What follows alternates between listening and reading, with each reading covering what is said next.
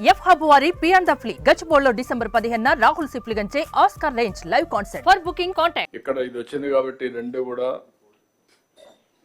Every third Saturday will announce as Swachh Andhra Pradesh day.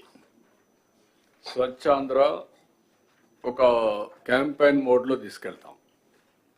ఇందులో clean, green, environment protection everything వస్తుంది. Garbage clean చేయడం దగ్గర నుంచి మీరు అనుకున్నటువంటి పంచాయతీల్లో ఇన్ఫ్రాస్ట్రక్చర్ మొదలుకొని సేమ్ యాంగిల్ ఏదైతే గార్బేజ్ ఉందో, వెట్ వేస్ట్ కానీ, డ్రై వేస్ట్ కానీ, లిక్విడ్ వేస్ట్ కానీ everything has to be dispose. క్లీన్గా పెట్టాలి. ప్రెమిసెస్ మీ జిల్లాలో పరిశుభ్రంగా ఉండాలి.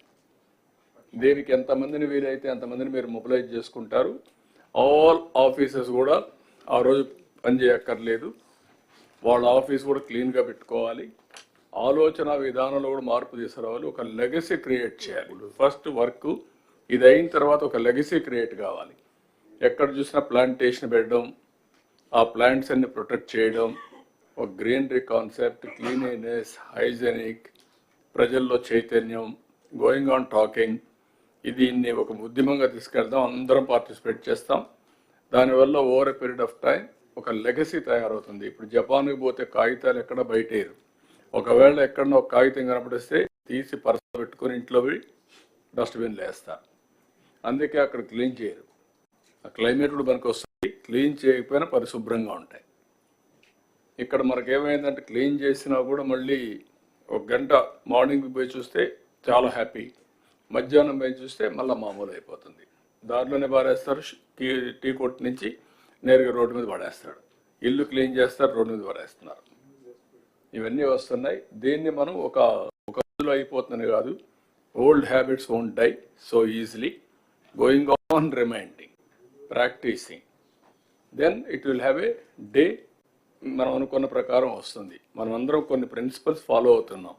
How we are following our principles in day to day life, it is only a legacy. మీ పెద్దలు మీకు చెప్పడం, వాళ్ళ పూర్వీకులు వాళ్ళకి చెప్పడం, ఇది కంటిన్యూగా వచ్చింది. మన జీవితంలో భాగస్వాములు అయిపోయాం. ఆచారాలు, సాంప్రదాయాలు ఇవన్నీ కూడా అదే మరికి ఇది రావాల్సిన అవసరం ఉంది. ఫర్ ది లాస్ట్ 30 years నుంచి పనిచేస్తున్నాం కానీ ఇంకా దీనికి క్లిక్ కాలేదు. స్వచ్ఛ భారత్ రిపోర్ట్ నేను ఇచ్చాను. Government of India Swachh Bharat రిపోర్ట్ని తీసుకొని బెటర్గా ఒక డిపార్ట్మెంట్ క్రియేట్ చేసి ప్రతి ఒక్క స్టేట్కి స్వచ్ఛ భారత్ వింగ్స్ పెట్టారు, డబ్బులు ఇచ్చారు.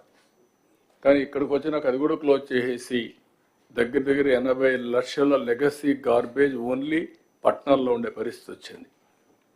ఇప్పుడు అది నెక్స్ట్ అక్టోబర్ అంటున్నాడు. అక్టోబర్ 2 కంప్లీట్ చేస్తాం.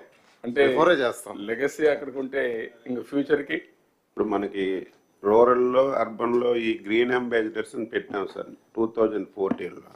ఆ రోజు వాళ్ళకి 6,000 శాలరీ పెట్టినాం సార్. ఇంకా వాళ్ళందరూ రావడానికి ఇష్టపడటం లేదు.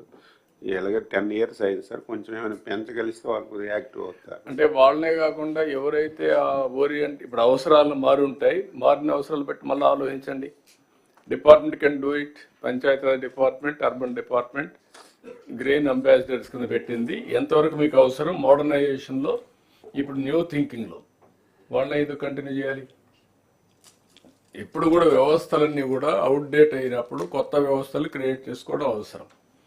లేకపోతే పాత వ్యవస్థల్లో పెట్టుకుంటే దానివల్ల మనకు ఫలితాలు రావు. సుమన్ టీవీలో మీ పర్సనల్ అండ్ బిజినెస్ ప్రమోషన్స్ కోసం కింది నెంబర్కి కాంటాక్ట్ చేయండి.